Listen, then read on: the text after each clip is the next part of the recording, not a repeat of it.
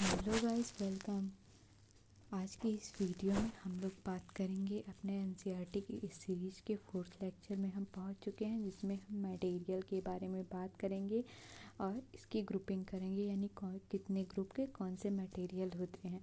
तो मटेरियल क्या होता है और यह किस तरीके से होता है। तो इस सीरीज़ में हम लोगों का यह 4था लेक्चर है। एनसीईआरटी की सीरीज़ है जिसमें ऑलरेडी हमने 3 लेक्चर जो है 3 चैप्टर को डिस्कस कर लिया है। उन 3 चैप्टर्स के अगर आप लोगों को वीडियो देखने हैं तो आप मेरे चैनल के प्लेलिस्ट में जाके उस वीडियो को देख सकते हैं। तो वीडियो शुरू करते हैं। हम लोग देखते हैं कि हमारे यह हमारा जो चैप्टर है उसमें मटेरियल के बारे में बात किया गया है। मटेरियल क्या होता है, तो हम लोग अभी आप जिस जगह पर बैठे हैं वहाँ से अगर अपनी नज़र को घुमाएंगे, इधर उधर देखेंगे, तो आप पाएंगे कि हमारे चारों तरफ बहुत सारे मटेरियल, जैसे आप जिस चेयर पर बैठ के पढ़ रहे होंगे और आप जिस टेबल पर रख के पढ़ रहे होंगे, आपके सामने जो विंडो होगी, आपके सामने जो लाइट होगी, मिरर होगा, आपकी बुक होगी, आपके सामने ग्लास होगा, आपके पानी का ग्लास या तो फिर कांच का हो सकता है या स्टील का हो सकता है। आपके सामने आपका बैग होगा, आपके सामने आपके स्कूल की पेन, पेंसिल और ये सारी चीज़ें होंगी। तो आप पाएंगे कि ये सारे मटेरियल जो होते हैं वह ऐसा इनमें डिफरेंस क्यों पाया जाता है कि कोई लोहे का बना है, कोई प्लास्टिक का बना है, कोई कागज़ का बना है, कोई स्टील का बना है और कोई अगर हम बात करें तो फिर कांच का बना है। ऐसा क्यों होता है? तो मटेरियल जो होता है, यानी जो पदार्थ होते हैं, इनकी प्रॉपर्टी यानी इनके गुण, यानी इनके काम, किस काम में यह मटेरियल आएगा उसके आधार पर इनको बनाया जाता है। जैसे अगर हम बात करें कि लोहे का यूज़ हम लोग करते हैं, जनरली देखते हैं कि बर्तन बनाने में, जैसे लोहे को, जैसा कि हम लोग जानते हैं, कन्वर्ट करके स्टील बनाया जाता है और स्टील से बर्तन बनाया जाता है। उसी तरीके से कांच का यूज़ भी हम लोग बर्तन वगैरह बनाने में, मिरर वगैरह बनाने में, इन सब में करते हैं। उसी तरीके से हम लोग देखते हैं हमारे चारों तरफ पेड़ भी होंगे, तो उन पेड़ का यूज़ हम लोग जनरली कागज़, बुक्स वगैरह बनाने में, और हम लोगों ने पहले ही कॉटन वगैरह के बारे में पढ़ लिया है, तो उसका यूज़ हम लोग देखते हैं कपड़े बनाने में किया जाता है। तो डिफरेंट डिफरेंट टाइप के मटेरियल होते हैं जिनका डिफरेंट डिफरेंट पर्पज़ में यूज किया जाता है। जैसे स्टील का प्रयोग हम लोग ग्लास वगैरह बनाने में, कुकिंग यूटेंसिल वगैरह बनाने में करते हैं। उसी तरीके से सब मटेरियल यानी पदार्थ का मैटर वह होता है जो स्थान घेरता है। तो इसी तरीके से मटेरियल का हम लोग यूज़ करते हैं। जैसे प्लेट जो होता है वह स्टील, ग्लास या प्लास्टिक से बना होता है। पेन जो होता है वह प्लास्टिक मटेरियल से बना होता है। इसी तरीके से हम लोग देखते हैं लकड़ी से जो है चेयर, टेबल, और उसी तरीके से बुलक कार्ट और व्हील वगैरह बनता है। और हम लोगों का जो खेत में चलाने वाला हल होता है वह भी बनता है। इसी तरीके से हम लोग पेपर की बात करें तो पेपर से बुक, नोटबुक, न्यूज़पेपर, टॉयज़ वगैरह बनते हैं। उसी तरीके से पेपर का यूज कुछ लोग अपने घरों में सजावट के सामान को बनाने में भी यूज करते हैं। लेदर का हम लोग यूज बैग वगैरह बनाने में, जूते वगैरह बनाने में करते हैं। इसी तरीके से प्लास्टिक का यूज जो होता है वह कुर्सी बनाने में, मेज बनाने में, और उसी तरीके से हम लोग देखते हैं बॉक्स वगैरह बनाने में यूज किया जाता है। और कॉटन का यूज हम लोग कपड़े बनाने में करते हैं। तो इन सब मटेरियल का डिफरेंट डिफरेंट यूज होता है और इन सभी मटेरियल को हम लोग इनकी प्रॉपर्टीज़ के आधार पर डिवाइड करते हैं। जैसे इनकी शाइन के आधार पर, इनकी मतलब ट्रांसपेरेंसी के आधार पर। तो हम लोग देखते हैं प्रॉपर्टीज़ ऑफ मटेरियल, मतलब जैसे कि हम लोग यहाँ पे एक हम लोगों को उदाहरण दिखाया गया है जिसमें अगर हम स्टील के ग्लास की जगह अगर कॉटन के कपड़े का ग्लास यूज़ करते हैं तो उसमें पानी वगैरह अगर हम डालेंगे तो नहीं रुकेगा। उसी तरीके से डिफरेंट डिफरेंट, मतलब अगर हम बात करें मटेरियल का, डिफरेंट डिफरेंट होता है वह क्वालिटी होता है और उनका यूज भी बहुत अलग होता है। तो हम लोग इन सब के बारे में देख ही चुके हैं। अब हम देखते हैं अपीयरेंस के बारे में, यानी इनकी जो अपीयरेंस होती है उसके आधार पर मटेरियल यूजुअली जो होता है एक दूसरे से अलग दिखाई देते हैं। जैसे हम लोग बात करें लकड़ी, आयरन जो होता है, और कॉपर, एल्युमिनियम, ये सब एक दूसरे से बहुत अलग दिखाई देते हैं। इसी तरीके से अगर हम बात करें कॉपर, एल्युमिनियम जो होते हैं अगर उन लोगों कॉपर, एल्युमिनियम, स्टील वगैरह जो धातु होते हैं उन्हें मेटल हम कहते हैं, जिनमें चमक साइन पाया जाता है। जैसे अगर हम देखें कि अगर हम किसी लोहे की रॉड को लेकर अगर हम लोग कट करें उसे, या फिर उसे बालू पेपर वगैरह से अगर हम रगड़ लगाएं, तो अगर उसमें हम लोगों को चमक दिखता है तो वह मेटल है। तो मतलब मेटल में जो होते हैं उनमें लस्टर दिखाई देता है, यानी चमक दिखता है। और कुछ ऐसे होते हैं जिनमें चमक नहीं पाया जाता। जैसे हम लोग बात करते हैं ग्रेफाइट, कोयला वगैरह की, इन सब में चमक नहीं पाया जाता है। कुछ टाइम बाद हम लोग देखते हैं कि हमारे जो बर्तन वगैरह होते हैं, या लोहे का या कुछ भी ऐसा स्टील का या मेटल का सामान होता है, तो उसमें हम लोग जैसे पीतल में देखते हैं ग्रीन कलर का, मतलब कुछ समय बाद अगर उसे मॉइस्चर में रखा जाए तो उस पर ग्रीन कलर का मॉइस्चर जमने के कारण दिखने लगता है। उसी तरीके से आयरन पे हम लोग देखते हैं ब्लैक कलर का, तो यह मॉइस्चर के रिएक्शन के कारण ऐसा होता है और उनकी चमक धीरे धीरे कम हो जाती है। तो अपीयरेंस के आधार पर दो तरीके के होते हैं, एक लस्टर होता है यानी चमक, और दूसरा जो होते हैं वो डलनेस होता है। तो चमक में हम लोग देखते हैं जितने भी मेटल आते हैं, और इनके कुछ एक्सेप्शंस भी हैं। उसी तरीके से हम लोग बात करते हैं कोयला और जो अदर कुछ अदर सबस्टेंस होते हैं जिनमें चमक नहीं पाया जाता।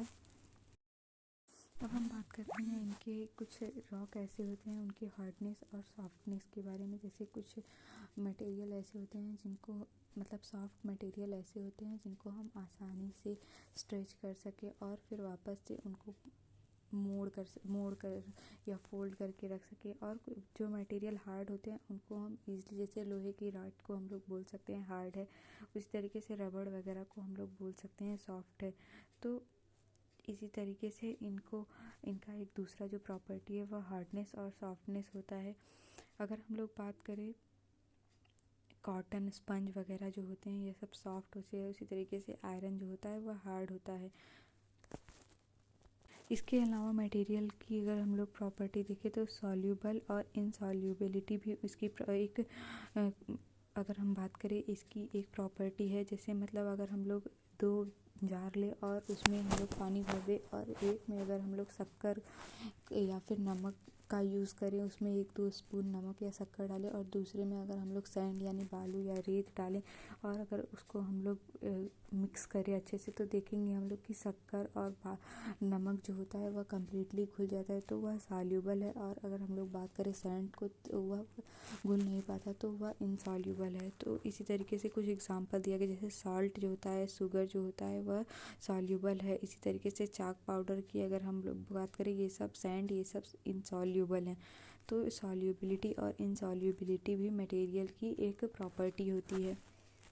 अगर हम बात करें कुछ सॉल्युबिलिटी और इनसॉल्युबिलिटी का एग्जांपल है, जैसे विनेगर को हम लोग अगर पानी में मिक्स करते हैं तो अच्छे से मिक्स हो जाता है। इसी तरीके से लेमन जूस को भी हम लोग मिक्स करते हैं तो थोड़ा कम मात्रा में या मिक्स हो जाता है लगभग।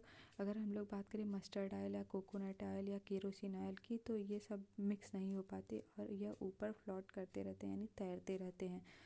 तो मटेरियल जो होते हैं इनका लिक्विड में घुलना न घुलना इनकी सॉल्युबिलिटी और इनसॉल्युबिलिटी को शो करता है।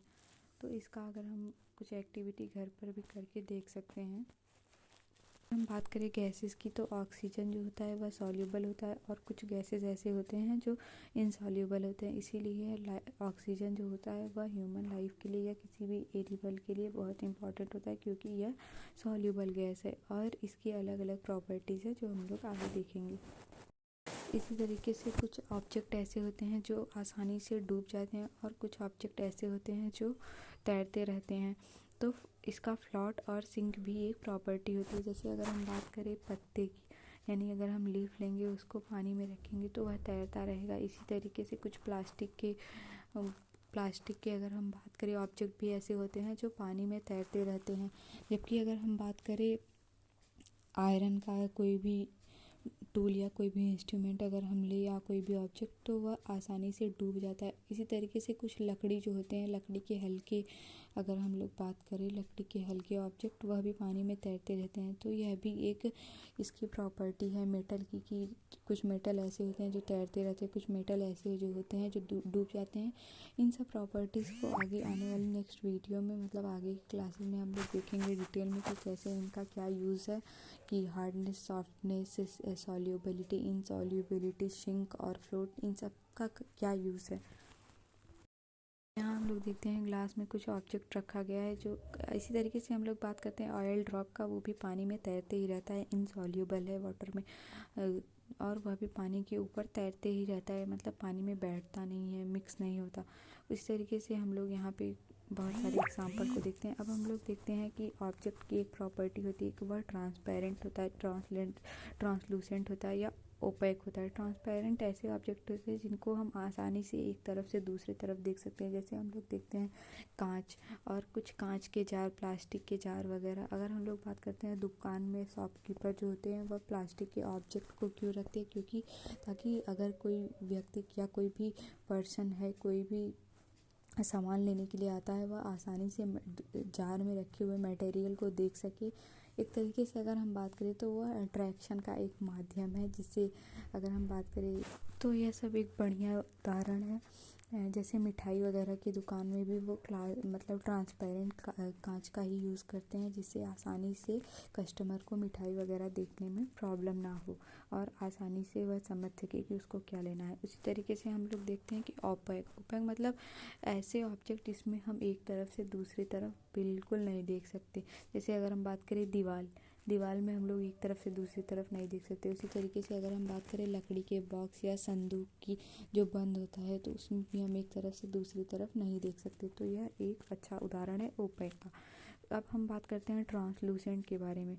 ऐसे ऑब्जेक्ट जिसमें अगर हम बात करें एक तरफ से दूसरी तरफ से हम क्लियरली देख नहीं सकते, मतलब एक तरफ से दूसरी तरफ हमें आभास तो होता है कि दिखाई देता है पर क्लियरली नहीं। अगर हम बात करें एक जैसे किसी भी ऑयल लगे पेपर को अगर हम लाइट के नीचे रखते हैं तो वह हमें क्लियरली दिखाई नहीं देता कि नीचे क्या है। इस तरीके से हम लोग बात करते हैं गंदे जल की, यानी गंदे वाटर की। उसमें भी हम लोगों को यही सीन होता है कि हमें पूरी तरीके से साफ़ वाटर में हम लोग अगर बाल्टी में वाटर है तो उसका सरफेस अच्छे से दिखाई देगा, लेकिन गंदे जल में हम लोगों को उसका सरफेस अच्छे से दिखाई नहीं देता। तो यह सब उदाहरण है किसके, ट्रांसलूसेंट के। उसी तरीके से यहाँ पे एक एक्टिविटी में बताया गया, जैसे अगर हम टॉर्च लें और टॉर्च पर अपना हाथ रखकर और टॉर्च को जलाते हैं तो हम लोग क्या देखते हैं कि टॉर्च पर हाथ रखने के बाद वह ट्रांसपेरेंट है, ट्रांसलूसेंट है या ओपेक है। तो इसका आंसर आप लोग कमेंट बॉक्स में कमेंट करके बताइएगा। अगर वीडियो पसंद आई हो तो चैनल को सब्सक्राइब कीजिएगा।